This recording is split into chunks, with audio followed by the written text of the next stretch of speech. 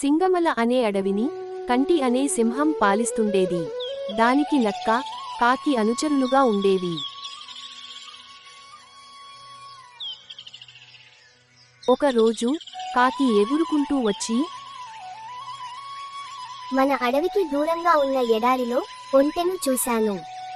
దాన్ని వేటాడగలిగితే మనకు వారంపాటు ఆహారానికి సమస్య రాదు అని చెప్పి సింహాన్ని, నక్కని బయల్దేరదీసింది.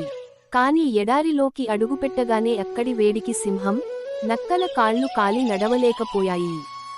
దాంతో కాకి ఒంటె దగ్గరకు వెళ్ళి, మిత్రమా, నువ్వు మా రాజు సింహాన్ని, మంత్రి నక్కని అడవిలో దించగలవా అని అడిగింది.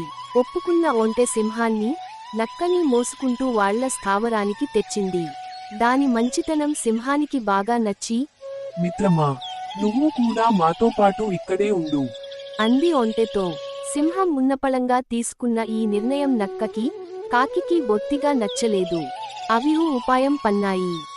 మహారాజా, కాళ్ళు కాలడం వల్ల మీరు ఇప్పట్లో వేటాడలేరు. మీరు ఆకలితో ఉండటం మేం చూడలేం. కాబట్టి మమ్మల్ని తినండి అన్నాయి. అది విన్న ఒంటె, వాళ్ళని వదిలే రాజా, నన్ను చంపితే మీ ముగ్గురికి వారంపాటు ఆహారం కాగలను అంటూ ముందుకొచ్చింది.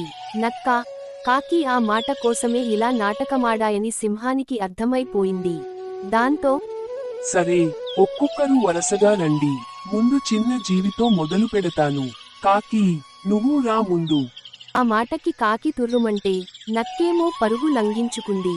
ఒంటె, సింహాలు మాత్రం అప్పటి నుంచి మంచి స్నేహితులుగా ఉండిపోయాయి.